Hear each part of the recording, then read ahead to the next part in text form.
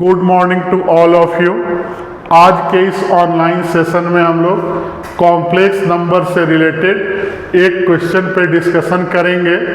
यहाँ दिया हुआ है कि if n is a positive integer, तो हमें प्रूफ करना है कि LHS इक्वल टू या तो 2 होगा या तो -1 होगा according as n is a multiple of 3 और नॉट ए मल्टीपल ऑफ 3।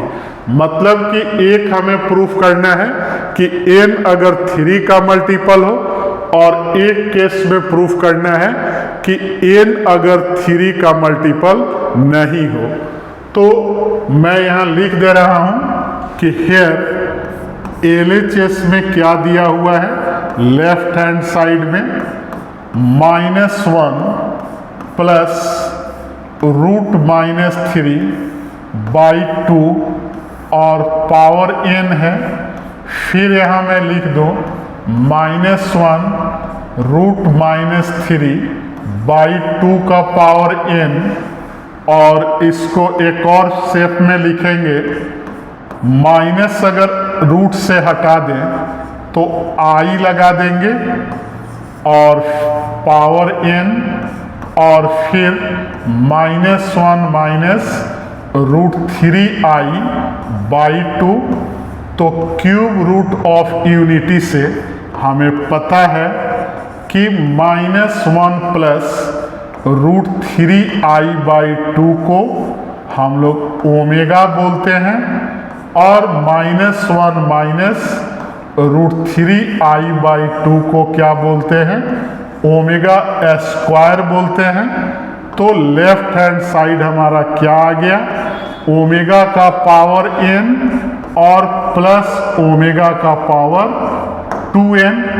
अब हम लोग अलग अलग केस एराइज करेंगे कि एक केस में देखेंगे कि अगर 3 का मल्टीपल हो तो क्या होगा, और अगर 3 का मल्टीपल नहीं हो तब कितना आएगा।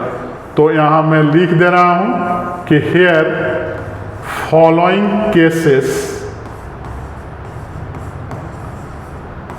Will be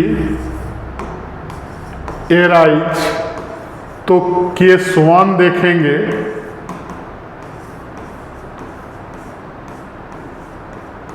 if n is a multiple of 3। मान लिए कि n क्या है, 3 का मल्टीपल है, मतलब कि n को मैंने क्या मान लिया, 3 × m। अब लेफ्ट हैंड साइड क्या लिखेंगे, ओमेगा का पावर 3m और ओमेगा का पावर 6m। तो ओमेगा का पावर 3 अंदर कर दिए, और फिर ओमेगा का पावर q अंदर कर दिए, और ओमेगा का पावर q हमें पता है कि 1 के बराबर होता है। तो 1 का पावर कुछ भी लेंगे तो वैल्यू 1 ही आएगा। तो 1 + 1 = 2। तो राइट हैंड साइड हमने प्रूफ कर दिया कि अगर n 3 का मल्टीपल हो तो हमारा वैल्यू किसके बराबर होगा, 2 के बराबर होगा। अब नेक्स्ट में चलेंगे केस 1 में, केस 2 में। केस 1 तो हमने देख लिया कि if n is not a multiple of 3। अगर n क्या हो, 3 का मल्टीपल नहीं हो, तब यहाँ 2 केस आएगा जिसको हम लोग सब केस बोलते हैं। उसे मैं बता दे रहा हूँ कि n अगर 3 का मल्टीपल नहीं हो तो हो सकता है कि 3 से डिवाइड करे तो रिमाइंडर 1 आए, या 3 से डिवाइड करे तो रिमाइंडर क्या आए, 2 आए। मतलब कि अगर 3 से डिवाइड नहीं होगा तो हमारे पास 2 सब केस आएगा, रिमाइंडर 1 आएगा या रिमाइंडर 2 आएगा। उसी तरह हम बोले कि कोई नंबर अगर 5 से डिवाइड नहीं हो तो सब केस क्या आएगा, तो कहेंगे कि सब केस कितना आएगा, 4 आएगा। अगर रिमाइंडर 1 आए, चाहे 2 आए, चाहे 3 आए, चाहे 4 आए, मतलब कि जितना नंबर रहेगा अगर उस नंबर से डिवाइड नहीं हो तो उससे कम क्या होता है, रिमाइंडर आएगा। तो 3 के लिए या तो 1 आएगा चाहे 2 आएगा। तो सबके 1 में ले लिए कि अगर रिमाइंडर 1 आए तो n को क्या लिखेंगे, 3m + 1। तो LHS क्या आ जाएगा, omega power n plus omega power 2n। तो लिख देंगे ओमेगा 3m + 1 और ओमेगा 6m + 2।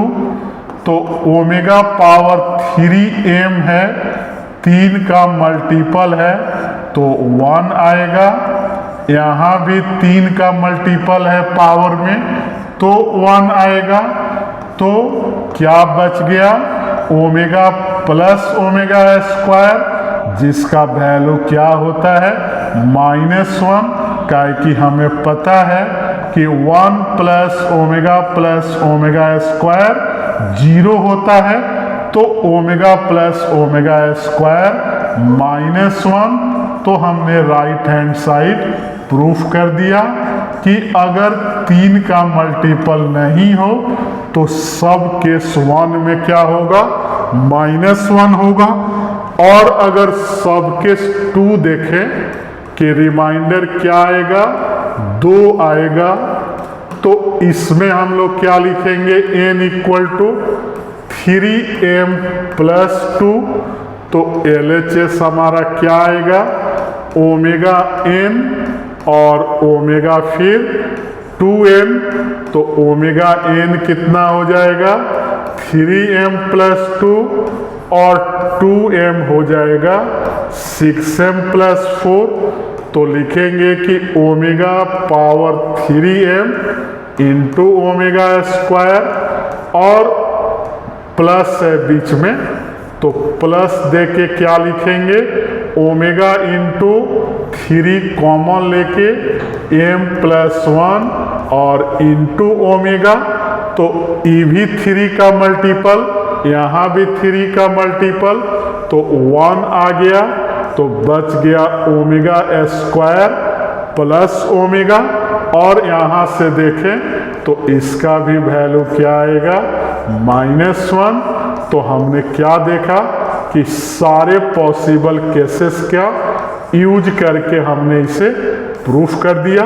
तो हमारे वीडियो को लाइक, चैनल को सब्सक्राइब और फेसबुक आईडी को फॉलो करते रहें। Thank you.